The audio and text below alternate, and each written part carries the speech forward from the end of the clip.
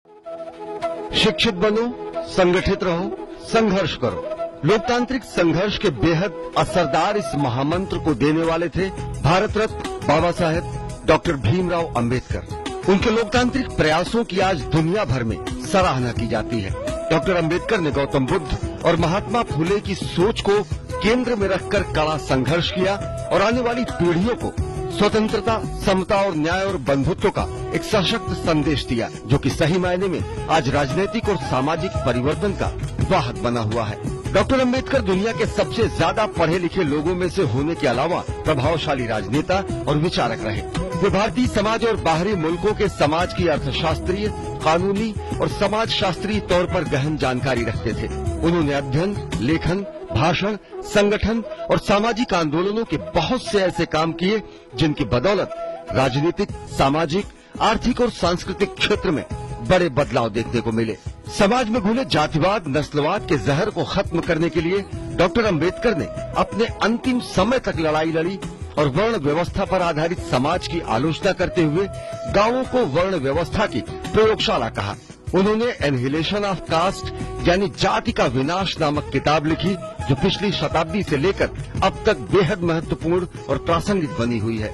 Doctor Ambedkar कहा करते थे कि जो व्यक्ति जे.एस. मिल के इस सिद्धांत को मानता है कि एक देश दूसरे देश पर शासन नहीं कर सकता, उसे ये भी स्वीकार करना चाहिए कि एक वर्ग या जाति दूसरे वर्ग या जाति पर शासन नहीं कर सकता। दुनिया का सबसे बड़ा लोकतंत्र भारत और इसकी धुरी है संविधान, और इसी पर हमारा लोकतंत्र अपना संतुलन बनाए हुए है। 26 नवंबर 1949 को संविधान सभा ने इसे अंगीकृत, अधिनियमित और आत्मार्पित किया। तब डॉक्टर अंबेडकर ने कहा था कि मैं महसूस करता हूँ कि संविधान साध्य है, ये लचीला है और साथ ही में इतना मजबूत भी कि देश को शांति और युद्ध दोनों समय में जोड़ कर रख सकता है। वास्तव में मैं ये कह सकता हूँ कि अगर कभी कुछ गलत हुआ तो इसका कारण ये नहीं होगा कि हमारा संविधान खराब है, बल्कि इसका उपयोग करने वाला मनुष्य अधम है।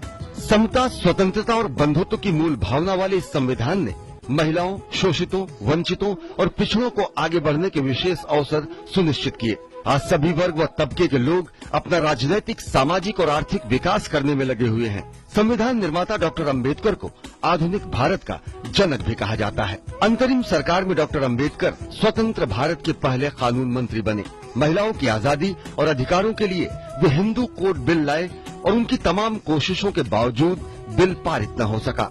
सरकार की मंशा पर उंगली उठाते हुए 1951 में उन्होंने अपने पद से इस्तीफा दे दिया। दरअसल वे शुरुआत से ही महिलाओं की स्वतंत्रता और उनके अधिकारों के लिए संघर्ष करते रहे। वे कहते थे, मैं किसी समुदाय की प्रगति उस समुदाय में महिलाओं की स्थिति से नापता हूँ।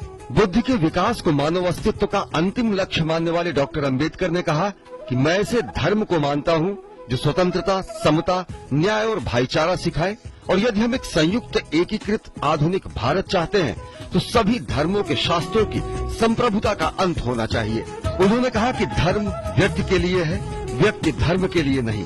डॉक्टर अंबेडकर ने कहा कि आज भारत के लोग दो अलग अलग विचारधाराओं द्वारा शासित हो रहे हैं। संविधान की प्रस्तावना में दर्ज स्वतंत्रता, समता और भाईचारा उनके राजनीतिक आदर्श हैं, लेकिन उनके धर्म में समाहित सामाजिक आदर्श इससे इनकार करते हैं। प्रत्येक वयस्क को वोट देने के अधिकार की वकालत करने वाले डॉक्टर अंबेडकर के बारे में किसी ने नहीं सोचा होगा कि अंबेडकर के लोकतांत्रिक सिद्धांतों को आधार बनाकर समाज का सबसे कमजोर तबका सत्ता के केंद्र तक पहुंच जाएगा।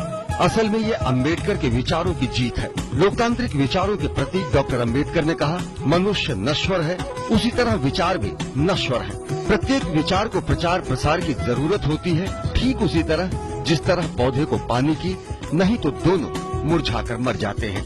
आज बहुसंख्यक लोग लोकतांत्रिक मूल्यों पर आधारित उनके विचारों और कठोर जीवन संघर्ष से प्रेरित होकर वर्चस्ववादी ताकतों को नकारते हुए लोकतंत्र की प्रक्रिया को आगे बढ़ा रहे हैं। लोकतंत्र के विकास में बाबा साहेब डॉक्टर भीमराव अंबेडकर के अतुलनीय योगदान को कभी नहीं भुलाया जा सकता।